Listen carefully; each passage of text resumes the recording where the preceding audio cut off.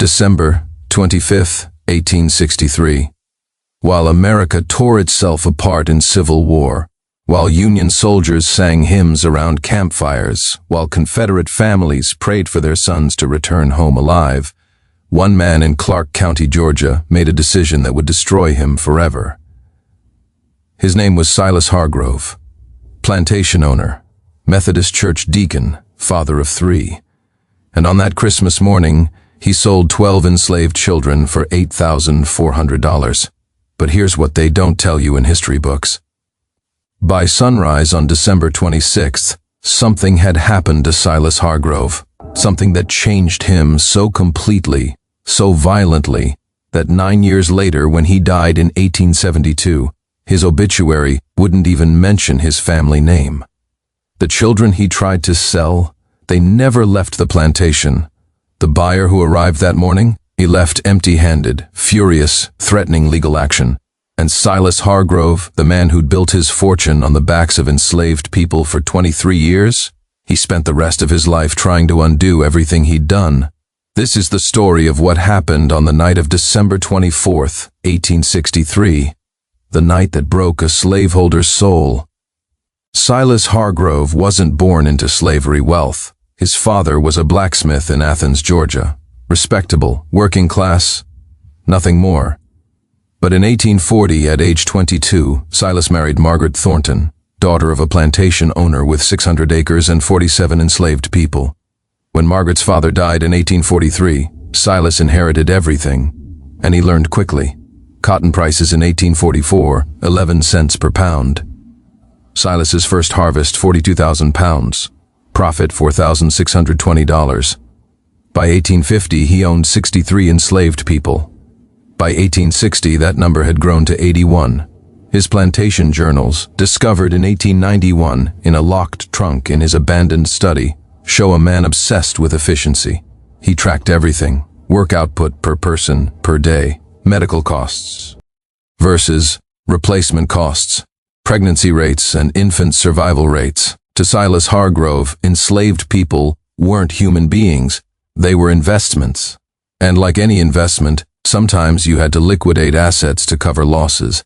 By December 1863, the Civil War had devastated Georgia's economy. Confederate currency, nearly worthless. Cotton exports, blocked by Union naval blockades. Labor force, 12 of Silas's enslaved men had already escaped to Union lines. His plantation journals from November 1863 show increasingly desperate calculations. November 8th, cotton rotting in fields. Cannot hire enough hands to harvest. Lost 40% of crop. November 19th, bank demands payment. $6,200 due by January 1st. No cash reserves. November 27th, visited by Thomas Wickham. Offers to purchase 12 young Negroes for labor in Alabama mines. $700 per head. Must decide. Thomas Wickham was a labor broker. He didn't buy enslaved people to work them on farms. He bought children, specifically children ages 4 to 14, to work in coal mines, turpentine camps, and railroad construction. Places where adult enslaved people died too quickly to be profitable. Children were cheaper, easier to control. And when they died, you just bought more.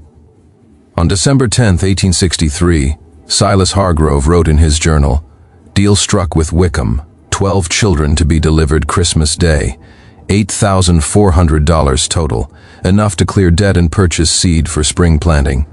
Margaret does not know. We'll tell her after New Year." God forgive me, he selected the children himself. 12 names appear in his ledger, dated December 10, 1863. Elijah, 14 years old. Sarah, 12. Thomas, 11. Rebecca, 10. Moses, 9. Abigail, 8. Joshua, 7. Mary, 7. Samuel, 6. Grace, 5. Isaac, 5. Ruth, 4. 3 sets of siblings, 2 sets of twins, all born on the plantation, all about to be sold on Christmas Day. December 24th, 1863, 11:47 p.m. Silas Hargrove's personal journal, written in 1864, 1 year after the event, describes what happened that night. He couldn't sleep. His wife Margaret and their 3 children were asleep upstairs. The house was silent. But outside, from the quarters where the enslaved families lived, he could hear singing, Christmas hymns, Silent Night, Go Tell It on the Mountain. Mary had a baby. Voices of mothers, fathers, children, including the 12 children he was selling in 9 hours. In his journal, he wrote, I rose from bed at 1:45, put on my coat, took the lantern, told myself I would walk the property to check the fences. But I knew the truth. I wanted to see them one last time. He walked to the quarters, stood outside the largest cabin where families gathered on Christmas Eve. The singing stopped, the door opened, and one by one they came out. Not the adults, the 12 children. Elijah, the oldest, stood in front, 14 years old. Born the same year Silas married Margaret, Silas wrote, They stood before me in a line, barefoot in the cold, silent, staring, and I realized they knew, somehow, they knew what I'd done. No one spoke. Then Elijah stepped forward, and according to Silas's journal, this is what he said, Mr. Hargrove, We know you're selling us tomorrow. We know we're going to the mines. My mama told me. She heard you talking to Mr. Wickham. Silas tried to respond, tried to justify it, tried to say it was business. But Elijah kept talking. We want to show you something, sir, and one by one, the children stepped forward. Sarah, 12 years old, showed him her hands, scarred from years of picking cotton. Thomas, 11, lifted his shirt, whip marks from an overseer's punishment 6 months earlier. Rebecca, 10, turned around. Her back bore the same scars. Moses, 9, showed him a broken finger that had never healed properly. Each child, one by one, showed Silas Hargrove the physical evidence of the life they'd been born into, the life he'd profited from, the life he was about to sell them away from, not to freedom but to something far worse. And then Ruth, the youngest, 4 years old, walked up to him. She didn't show him scars. She just looked up at him and said, I'm scared. Silas Hargrove wrote, That was the moment I broke, not from anger, not from guilt, but from something deeper. I looked at Ruth, 4 years old, and I saw my own daughter. I saw Margaret. I saw myself. And I realized I had spent 23 years convincing myself that these children weren't human, that they didn't feel pain the way my children did, that they didn't fear death the way I did.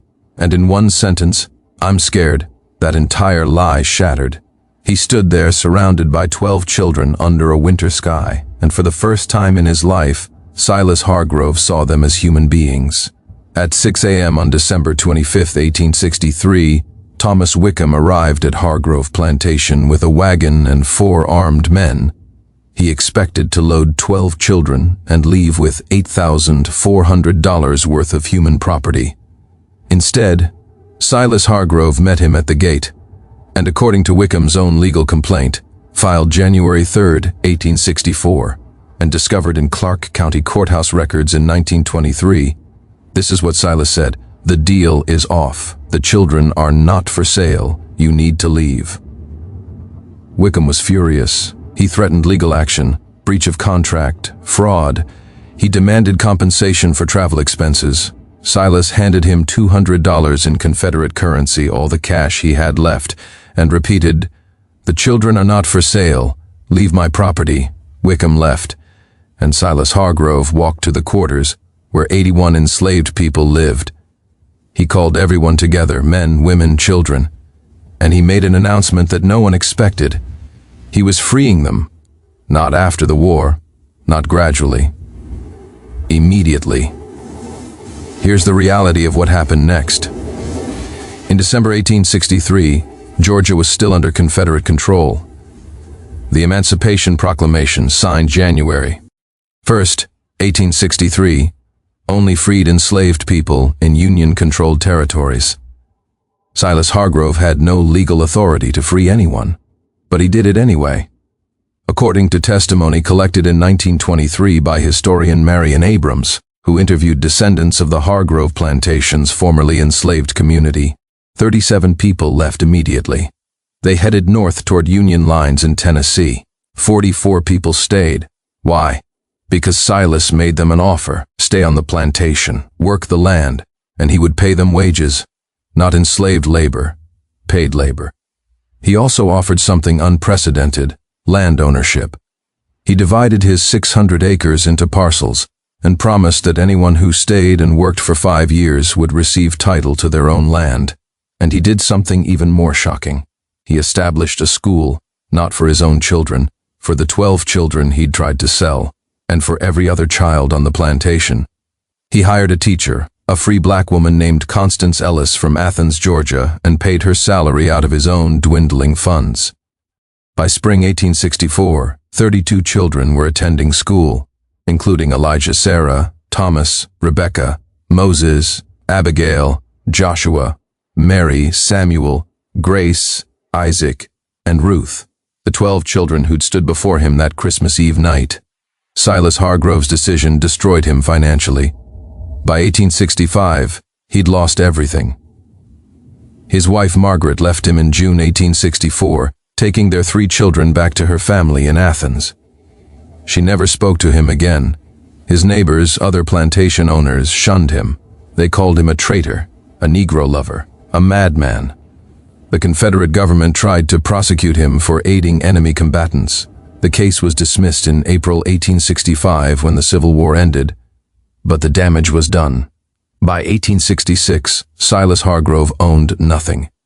The plantation was seized for unpaid debts. The land he'd promised to the formerly enslaved workers, taken by creditors. Silas moved into a 2-room cabin on the edge of the property.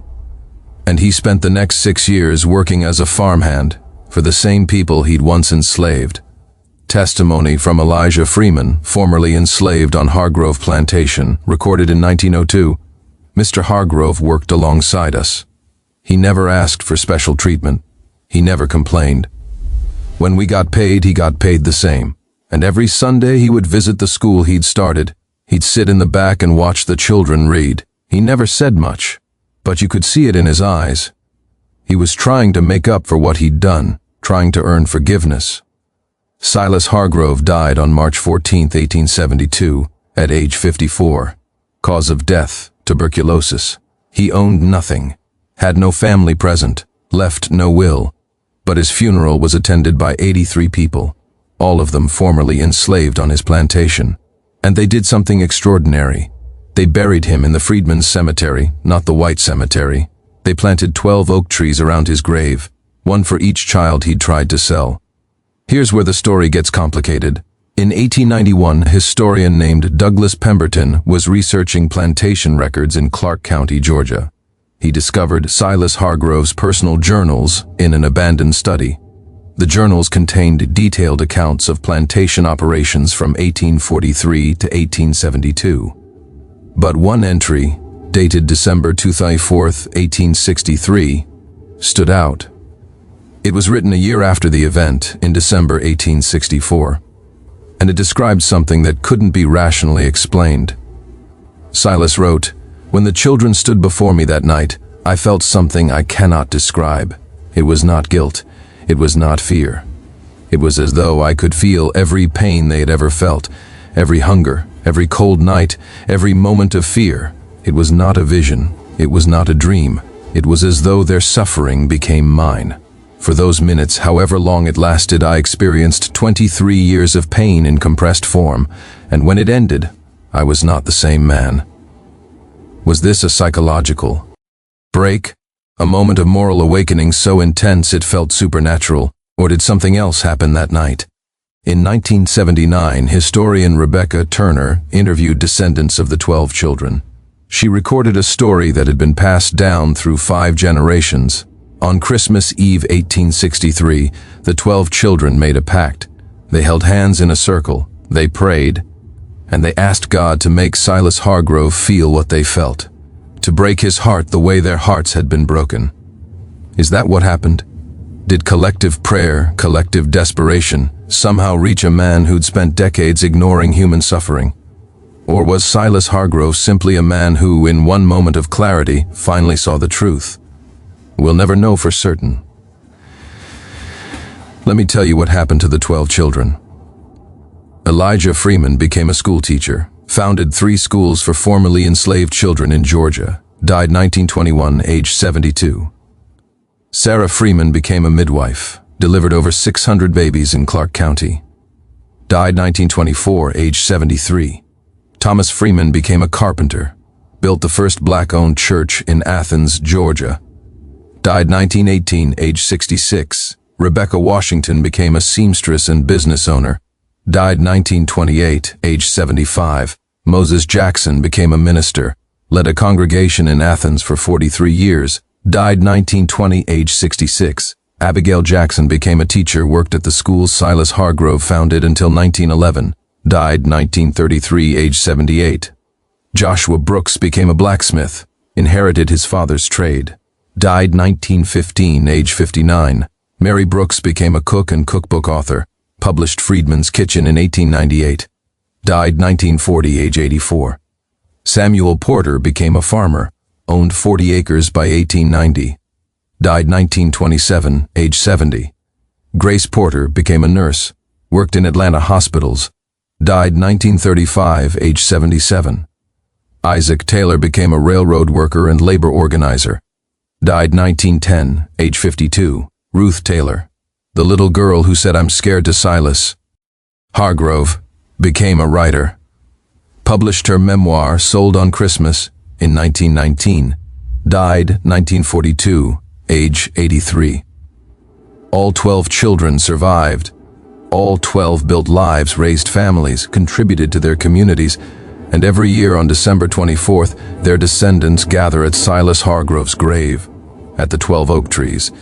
And they tell this story, so here's what we know. On December 24th, 1863, a slaveholder named Silas Hargrove stood face to face with 12 children he'd planned to sell into brutal labor.